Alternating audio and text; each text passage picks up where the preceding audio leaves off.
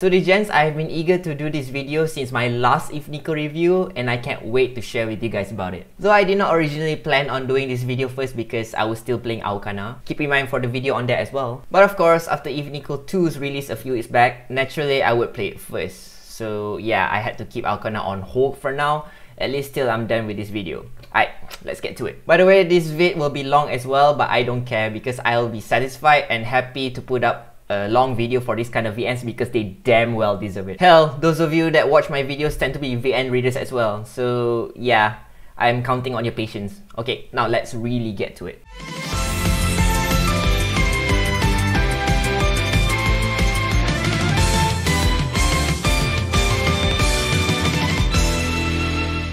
So if you guys know Evenicle, its world building and its setting, then yeah, Evenicle 2 is kind of the same. The general idea behind the first Evenicle is also what makes this era game, which is the world being created by the first human, Mother Eve, who has godlike spiritual powers. In addition, her blessings are also in this world, just slightly changed. For example, you can't kill anyone and you can't have more than one partner for life. If you break any of these rules, you'll be cursed with one of these black rings and will be casted out as an outlaw, just like the prequel. The people who are exempted from these two rules are basically anyone who has skills. Skills are, well, skills that give advantages in battle. There are people who fight without skills, but they are rare because normally a regular human would not survive against a monster without them. In the prequel, these people that were exempted from Mother Eve's rules were called the Knights. In the sequel, they're called Sentinels. What's different is that Sentinels are more of a guild, while the Knights are more like an army. Now, I've mentioned that the rules are slightly different. What I meant was that the number of partners you could have in these two worlds. For example, in the first Evenicle, you need to rise in rank as a knight in order to increase the limit on your partners. Meanwhile, in the sequel, it's like there's no such thing. There's no limit. So if you're someone that has skills, you can have as many partners as you want. Correct me if I'm wrong, dear Degens, but I'm positive this is the case. I'll give my opinions on this feature near the end of the video, but there is a reasonable explanation to this new concept. Those that use skills will fall victim to this disease called the hero syndrome, which kills a skills user faster the more he/she uses them. For example, a skills user would get various kinds of illnesses such as fever, coughing, mental problems, and even weird illnesses like being a chunibyo or even being a lolicon. Oh my god, I've been sick all along. Anyway, this leads us to the MC, who is a intern doctor that has an ability to not only treat the illnesses caused by the hero syndrome, but to completely cure them as well, through sex. To be specific, a girl who is suffering from the hero syndrome can be cured by receiving the MC's reproductive fluids in her baby place. So yeah, sex is literally used to move the plot. Just like the prequel, but the prequel wasn't as direct as this one. And since there is an epidemic going on in the world, the intern doctor needs to go to his medical guild located on another side of the world to be granted his professional certificate in order to mass produce his medicine. This game was made in 2019 according to Alicesoft's page. It predicted COVID. World setting is also similar to the prequel, a mixed bag between the medieval fantasy and the modern era with a slightly added touch of the information era. Now, just like how I time myself in the prequel, I only time myself during the VN parts of the game, when the story events occur, not during gameplay or grinding. And the result is 9 hours, 53 minutes and 31 seconds. No, it's not that short. Add around 24 hours to that and you'll get the total playtime. Why? Because I time myself using the same method, through the phone. But there were several times when my phone had to restart, so the damn timer was reset. But no worries, I roughly remember how long it was. So the total will be around 33 to 34 hours of playtime, including most of the side stories and side quests. Again, it doesn't follow the very long category in VNDB, but as usual, they might include their grinding time as well. Regardless, I'm very grateful that the sequel has a longer playtime than its predecessor.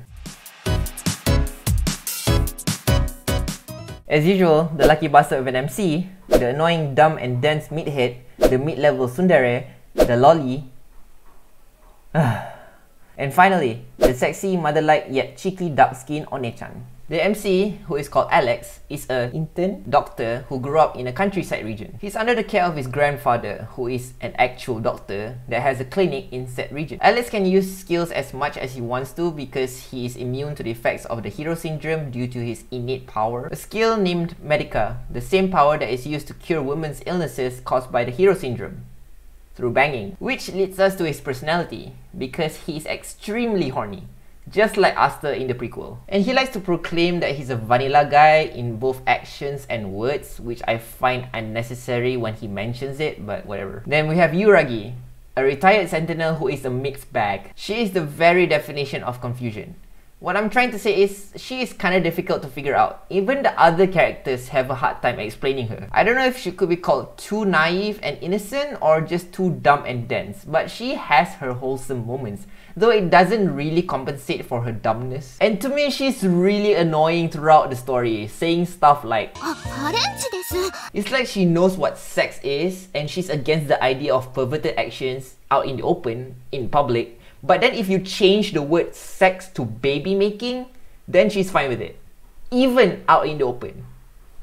Lady, they're the same thing. So yeah, she's just annoying in general. And I try to speed read every time she tries to say.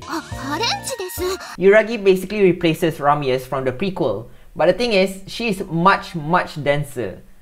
In the prequel, Ramius wasn't even annoying. That being said, her redeeming qualities are some wholesome moments, her mature figure, and those badonkers, which are WMDs. That personality though can f*** off. Coming up, Kano Left Hand, who is a ninja, and she's also taking up the position of Marcus or Marquise. Whatever, she basically became the ruler of a region called Left Hand since her family members died of a mysterious disease, not caused by the hero syndrome. Coincidentally, the land that she's in charge of now happens to be the same region that the MC grew up in. Kano is kind of a tsundere, though she's not a bad kind of tsundere. I mean, like, her tsundere level is mid, so I could tolerate her. She does inherit some low self-esteem from Catherine in the previous game when it comes to her chest. Like, she occasionally compares her breasts to the other girls who have bigger badonkers. The thing is though, they're not even flat. They're medium. And medium is premium. Next. Okay, I couldn't really tolerate this girl. I tried my very best. Platina here is a loli. Half dragon, half human. Around 100 years old. And she has a very annoying voice. Cute? No, it's too annoying. Hell, even Gurigra's voice in the prequel wasn't this annoying. There's no justification for this voice. She's f***ing around 100 years old for the love of lollies. Okay, she's considered to be a child in dragon years. But she's not completely a dragon. She's half a dragon. Those dragon years shouldn't be applied to her. And as for you lolicons, that should be a green light to you guys, since she's technically legal in human years. Finally, Charlotte Bronte, or Charles for short, is a lovely archaeologist and a daughter of a marquis. She studied with Yuragi and Kano at the Sentinel Academy, so she's very close with them. Charlotte is normally a calm, composed and calculative person, but then she turns into a hyperactive fanatic when it comes to the topics of history and paranormal stuff due to her passion being an archaeologist. She's basically replacing Catherine from the first Evenicle, and just like Catherine, I like Charles the most if I were to basically limit my favorite waifu to just the main characters. Her design of contrast colors to have white hair and dark skin just looks cool to me. Besides, look at how she dresses herself. Doesn't that turn you on? And yeah, did I mention those badonkers? They beat Yuragi's. I don't care what anyone says. Again, I don't want to say much about the side characters because that will be spoiling you guys too much. So yeah, I'll just limit the side characters to those from the cover photo. First, we have a waifu slash mother who is Yuragi's companion. Keep in mind, yeah, I said mother, not MILF. There is a difference between the two. A kudere maid who serves Kano as her advisor, another kudere that is more emo than the maid but is actually a MILF, a high-tier tsundere imoto who appears to be Charlotte's little sister, the actual MILF, who I have a soft spot for, in addition to a hard spot.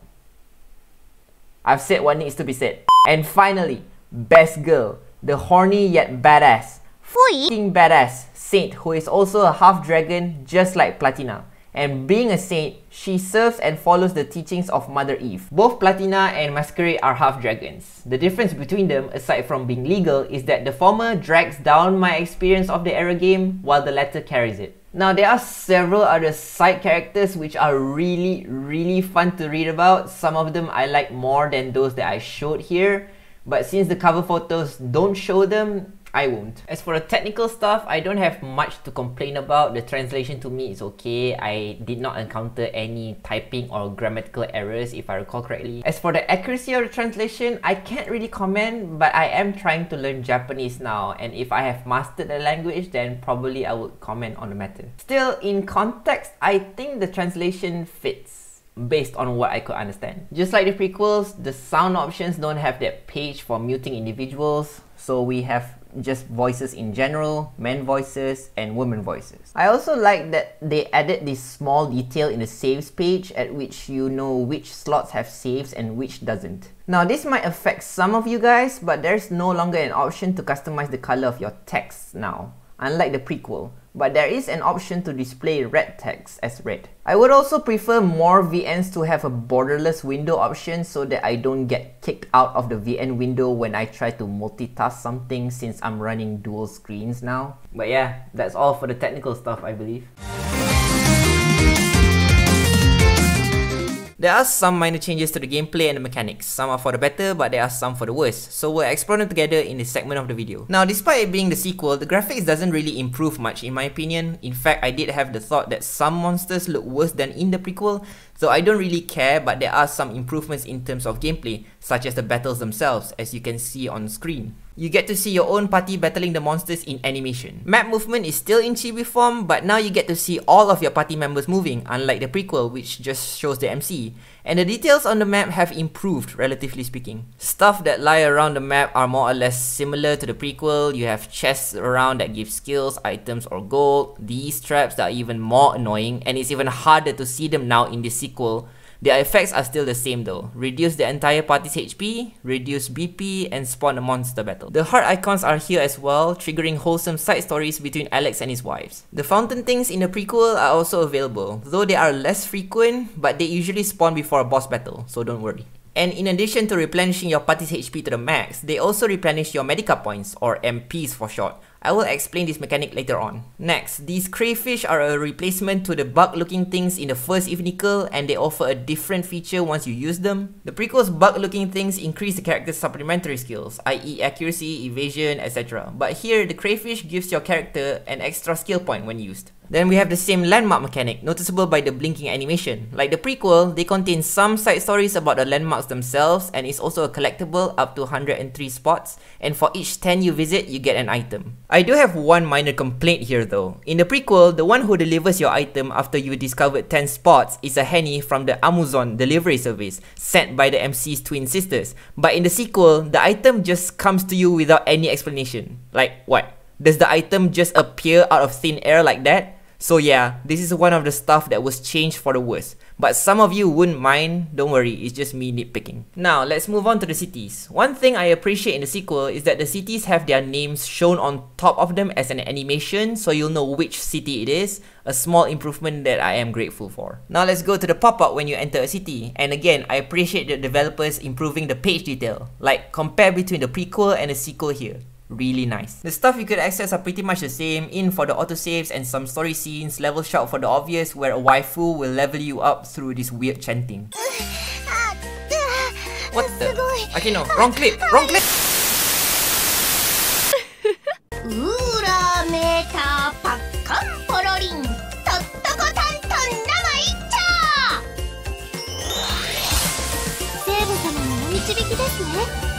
In the last game, it was weirdly cute. Here, it's just weird. Next, the pawn shop. Also for the obvious, to sell stuff. But there is one thing I would like to address here. In the last game, you could sell the gal monsters that you've captured for additional funds on your journey. That mechanic is also brought to the sequel, but they made it like a side quest and added some side stories explaining why capturing gal monsters is a thing.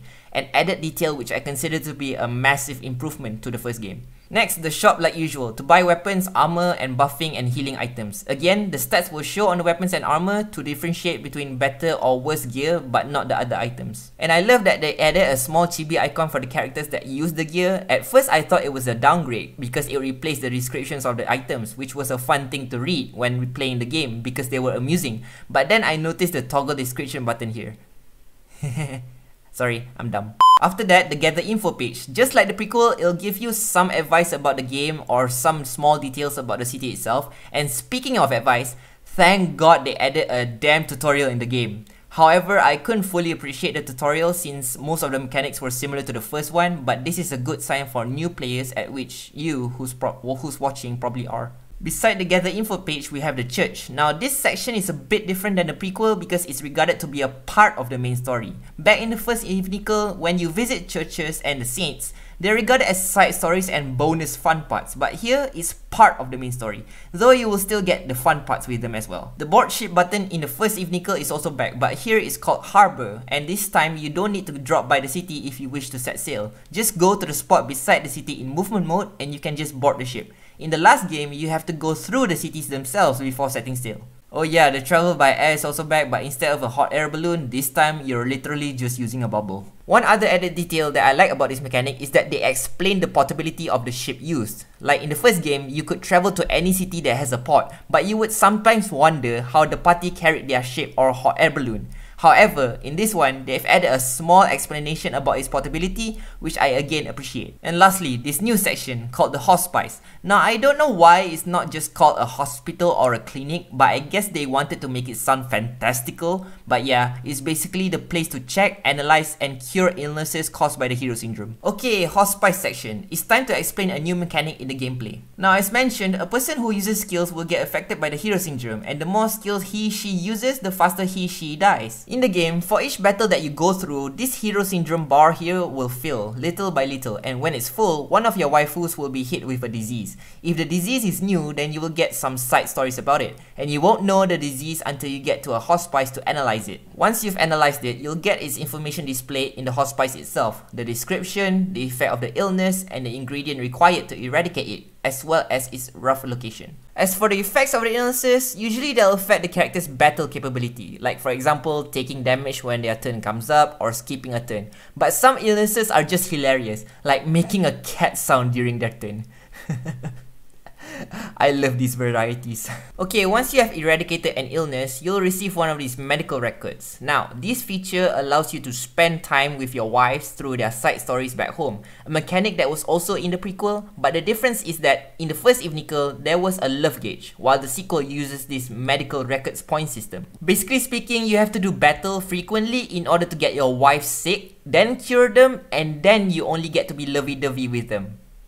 Aw, that's cute. Keep in mind that you need to undergo a manual battle to fill up the hero syndrome bar. Automatic battles caused by Kano's skill here that automatically wins battles against weaker monsters will not fill up the gauge. After reading through one of the side stories, you'll be able to allocate points into the respective wife's status points, like attack points, magic points, defense, speed, and whatever else there are. Since we've reached the status points, let's move to the status page. They're legit just the same like the last game, so I won't waste time repeating them. Now, the equipment section is a bit different than the prequel. Here, you'll get the weapon, armor, accessory, which is the place for your buff items, Gal monster. Okay, this part exists because you can actually use captured Gal monsters as buff items, similar to the previous game, but here, they dedicated a slot for the Gal monster. An improvement, to be honest, because in the last game, the Gal monster took up the spot for the regular buff items. And finally, we have this apparel slot. Well, to explain this part, it's basically to make your waifu look from this to this. Yeah! You could also add these items called Yulan gear, which are rewards obtained from side quests and side stories. To be honest, I think the Yulan gears are sexier than just plain out naked. Don't ask why. By the way, this feature was also available in the prequel, but the thing is, they took up slots for your character's items, which is not a problem really because the Yulan gear themselves were buff items. However, in the sequel, the Yulan gear is just an accessory to just give you eyegasm. That's it. Perhaps that's why they added a separate slot for the clothings. And once you've equipped the Yulan gears, they take effect in the story as well, in the story events. So yeah. Sometimes I couldn't take a scene seriously because I'm looking at their eyes instead of the text. Yeah! Moving on to the skills section, the mechanic is changed a bit here. Back then, you could equip all the skills you want provided that you have enough skill points for them. Meanwhile, the sequel limits the number of equipped skills to just 8. And in my experience, I had leftover skill points unallocated. However, to compensate for this new mechanic, they added 3 skill sets here, which you could configure. So for example, you could put 1 skill set for general farming and 1 skill set for boss fights. As for the skills themselves, they're categorized similarly just like the prequel. One difference is that the ability category in the previous game was just renamed to passive skills. Now, battle. I won't say much about the battle because the mechanic is pretty much the same as the prequel. It's just that now it's some sort like a third person kind of gameplay, while the prequel is like a first person. So check my first Evenicle vid if you guys want to know the mechanics. But other than that, your party is shown here, stats here, monsters shown here, monster stats here, skills here in the middle, battle sequence here, auto battle and battle speed buttons here, and a battle log here, which I find to be just useless because I don't even check. As for the battle itself, I do feel like it's kind of slow paced even after I put the battle speed button to the fastest, but that's just me nitpicking. There's also this MP section which allows you to use healing skills, which could only be used by the protagonist. You could also use the healing skills when traveling, provided that you have enough MP, and if you require MP, you could go to these animated plate thingies that will replenish your MPs, or you could just go back to a city to rest, which will fully restore the MPs. As for the monsters, most of them are similar to the first game with a few new arrivals added, especially the Gal monsters. They look hotter than ever. The endgame bosses are also here, though they look less weird than in the prequel. I don't know if that's a good thing or a bad thing, you tell me. Getting into battle will also be the same, just walk around until all these icons become cranky. The spiky red orbs and the purple smoke are also brought back to the sequel. This rotating icon shows a passage to a different area, getting into a dungeon for example. And lastly, we have the same boss battle icon and the story event icon. Speaking of story icons, I thank the developers for putting the side quests as just story icons in the game, because in the last game, some side quests require to enter the city, so you won't even know that particular side story existed. A fellow cultured degen of mine suggested that I should give tips on the gameplay. Well, I don't have much to give, but I'll share what I can. First tip is to capture as many Gal monsters as possible after you get the capture skill for your Ruggy. They will give you a considerable financial boost to your farm for newer items. How I farm is that every time I go to a new city that has better weapons, I just usually farm around in the surrounding area around that city and capture as many Gal monsters as I could. And if the surrounding area doesn't have Gal monsters, then just go back to a region that has them. It'll be more efficient. Next, I would recommend you to conserve your medical points during your travels. I don't usually use healing skills during regular battles because they consume MPs. And if you conserve them, you could heal up your entire party before a boss battle. There were some cases at which the game will try to exhaust your MPs by throwing a lot of monster battles at you before you head on to the boss fight. And some of the boss fights don't have the fountain to heal you, but I rarely encountered these kind of moments because I made sure that my party was equipped with the best gear due to the farming. Lastly, I also want to point out that the battles themselves feel kind of slow paced for me, so I usually hold the control key to speed it up. And you could also use this to speed up the pacing when you're traveling. Well, that wraps up for gameplay. Okay, story. There were some parts that were improved and there were some parts that were downgraded when compared to its predecessor. Let's get rid of the bad stuff first and then move on to the good stuff. Firstly, just like Asta in the prequel, I don't really think there's a character development for Alex as well. He pretty much maintains being himself throughout the story. A simple doctor who's also horny and just wants to bang. Secondly, the way that Alex gets to bang feels less.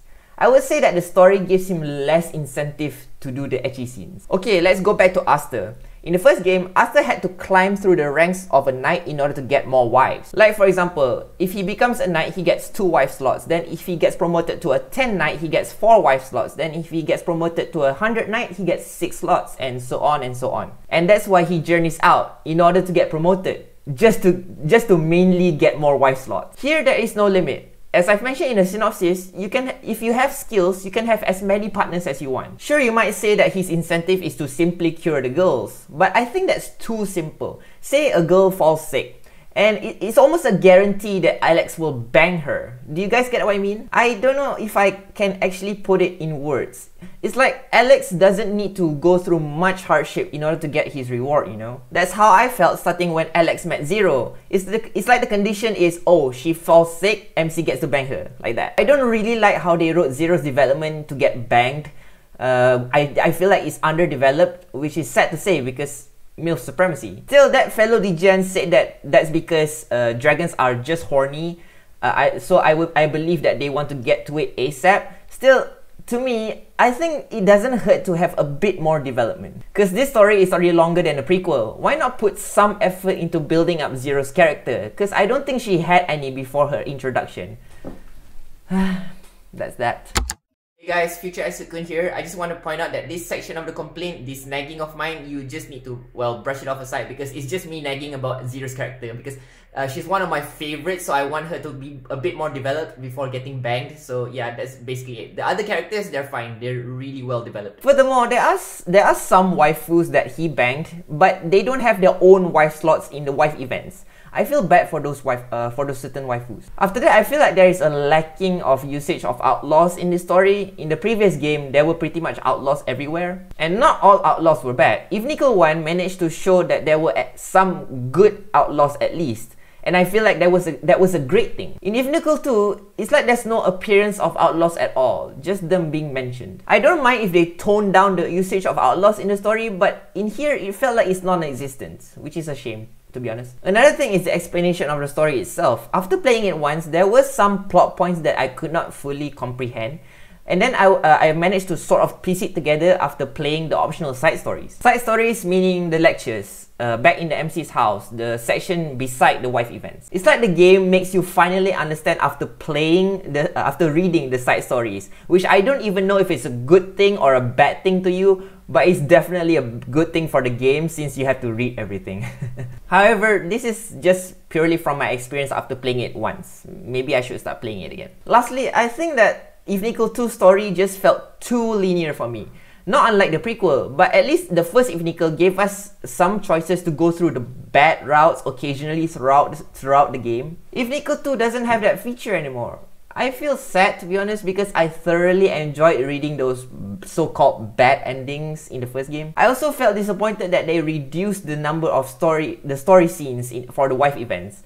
I don't know, I feel like that's one of the perks in the first game, that because they were really wholesome to read. That being said, despite being reduced in number, I think that they compensated in terms of scene length. I feel like that's the redeeming part. And speaking of redeeming, I've mentioned that I don't like the characters such as Iragi and Platina, but after reading their side stories, I feel like, damn, I could not really dislike them anymore. Though I don't really completely like them as a whole in the game, but at least they were redeemed when it matters. As for the main story, there were a lot of polished improvements, especially in the little parts, the little details. And once again, the MC not having a character development works in this kind of story. And he does show some development at least when near the ending of the story. I just mentioned that he doesn't really have a character development as a bad side because that might turn off some people. The pacing of the story overall was quite good. Aside from some of the underdeveloped moments as I've mentioned. I also never got bored reading them. They managed to balance out the pacing between the ecchi parts and the serious moments. What I like about the story is how they approach their own plot twist. It's like at some point you know that this character might be bad, but then you suddenly don't know anymore,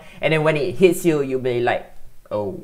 Now this might be beneficial to most of you. I think that they toned down the bad hentai tags like word that rhymes with tape, NTR, UB. So this story is more appealing to you guys who are VVs.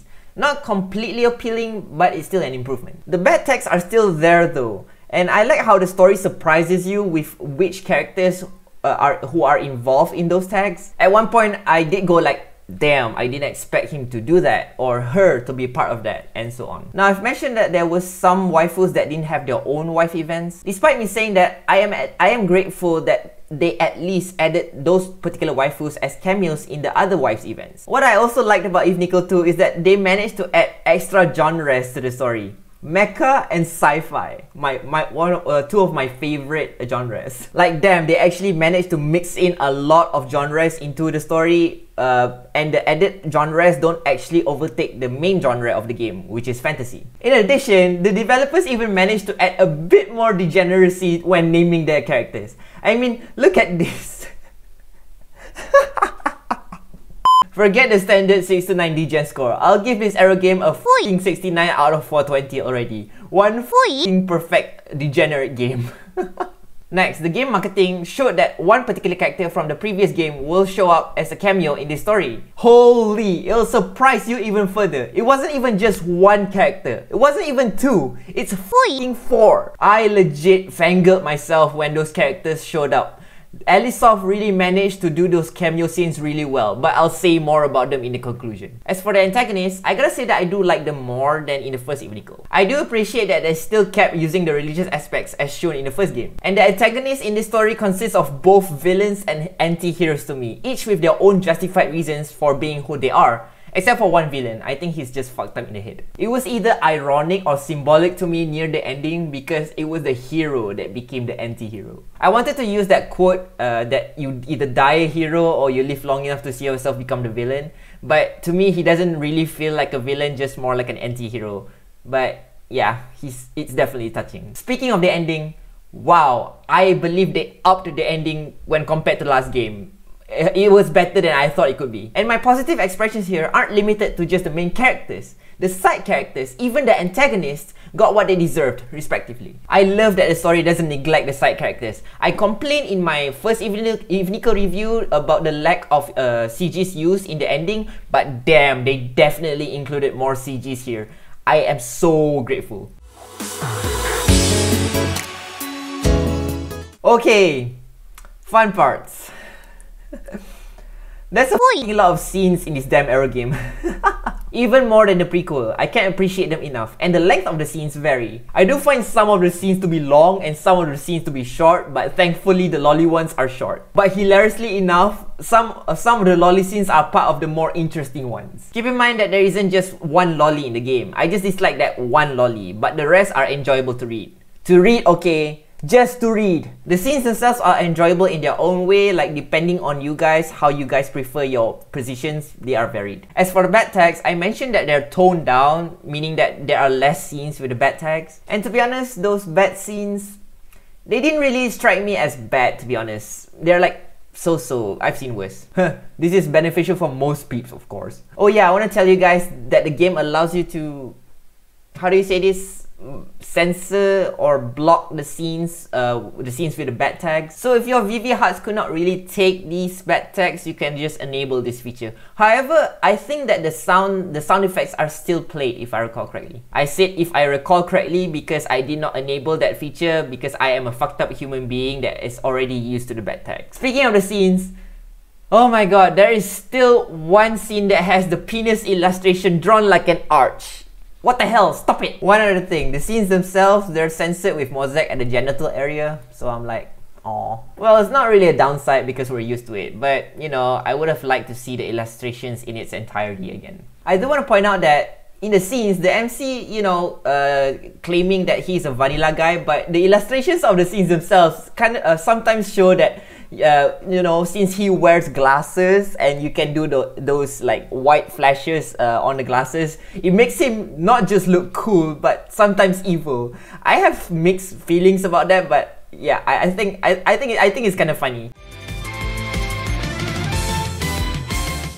I've mentioned that I'll say more about the cameo characters in the conclusion. Now, how they set up the Evenicle world is by having multiple worlds all connected with Mother Eve's blessings. That's why I believe the developers can milk us by creating another story in another world while still maintaining the same concept with Mother Eve. Evenicle 2's world is more or less similar to the first Evenicle's world, and they are connected in a way. This is why the cameo characters can appear, and I really do love that concept. Alicesoft managed to improve this franchise as it continues, and I really do hope there will be an Evenicle 3. There better be. I f***ing screamed during those cameo scenes. They were a 10 out of 10 to me. Every single one of them. Now, since I've given a score already, it's time for a Degen score. Despite its flaws, I can't deny it. The story is a 9 and the gameplay is a 9. Alicesoft managed to up their game in this franchise. They really made a better story than the first game in my opinion. And they really improved the gameplay. Kudos to the developers. So the total score is 9, and you might see this rating as biased, and I won't deny it because this game is degenerate and so am I. So are you, since you are watching. Remember that this is a degenerate review. I gotta give credit to degeneracy where it's due. Well, that's all for me. Hope you guys can like and subscribe if my content is degenerate enough for you guys. And if you don't like it, then please do share the reason why. Don't just smash the dislike button, because I want to improve for my next videos. Well, anyway, later, degens.